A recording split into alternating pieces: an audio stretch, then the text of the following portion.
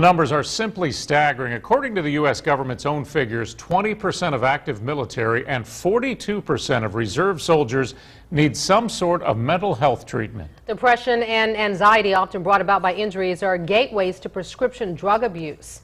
Well, tonight, Local 15's Darwin Singleton has a story that brings these figures to life.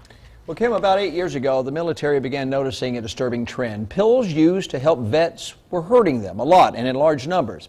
According to the National Institute on Drug Abuse, the misuse of those prescriptions among U.S. military personnel doubled from 2002 to 2005, nearly tripling between 2005 and 2008. And somewhere, lost in those numbers, was Mobilian Match Hatch. Ann Kennedy remembers that Saturday very well. It was the week before Mother's Day just last year. 2 policemen came to the front door and they just came in and asked me, "Do you have a son named Matthew Hatch?" And then they said those words, "Matthew has died." And then your heart just stops. Matthew "Matt" Hatch and his brother Michael were identical twins. They not only shared the same looks, but also the same sense of adventure. They just did everything together, and they always wanted to wear Army fatigue stuff, and from head to toe. Both excelled at school, both loved art, sports, and music. Ann captured it all. The lives of 2 brothers detailed in photographs and videos. And then all of a sudden, at the end of their senior year, they said, "We're going into the service."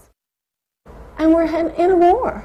You know, the Iraq War, 2004. Michael would offer his services to the Air Force, while Matt would enlist in the Army. From that point on, the brothers' paths would lead them in opposite directions.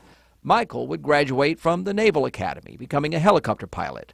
Matt would graduate with honors during training as an Army electronic repair specialist. But Matt would never see combat.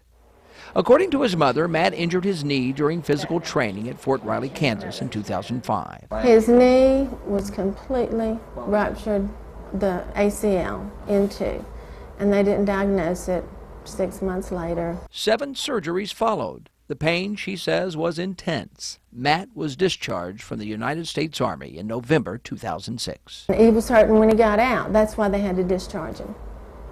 They never did get it right. And to ease his pain, says Ann, Matt was routinely given strong pain medications that played an increasing role in his life. There would be other knee operations in the years to come, she says, treatment then covered by Ann's insurance.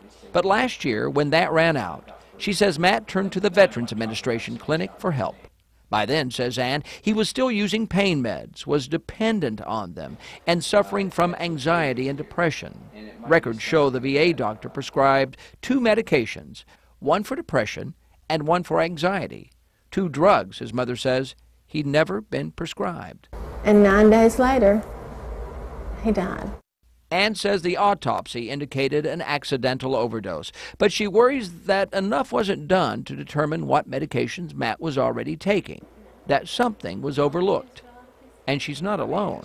A recent study of VA records by the Center for Investigative Reporting reveals VA physicians are prescribing strong medications, especially narcotics like hydrocodone, oxycodone, methadone, and morphine, and they're doing it in record amounts, up by 270% since 2001.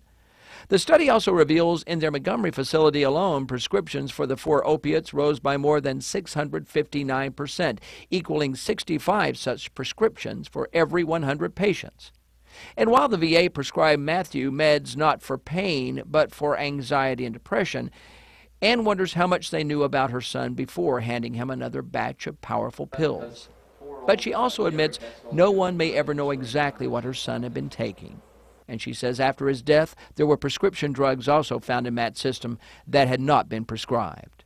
When I called him, he didn't sound right, and he wasn't returning my texts, and it just went on a downward spiral. If someone, the VA, Matt's friends, even Ann herself, could have understood Matt's dependency on prescription drugs and his reasons for taking them, perhaps, she says, Matt could have been saved. And now she worries for the sons and daughters of others.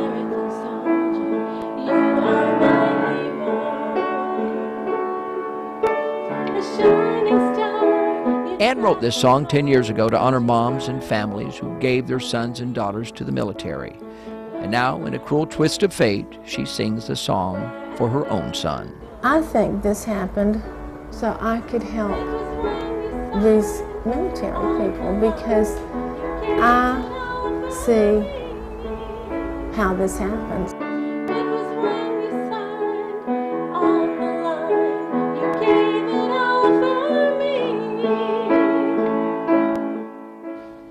And Kennedy's message, reach out to suffering veterans and lead them away from those afflictions with acceptance and support. She hopes to keep this discussion going with her own letter to you. We will post it in just a few minutes with my story at local15tv.com. Kim?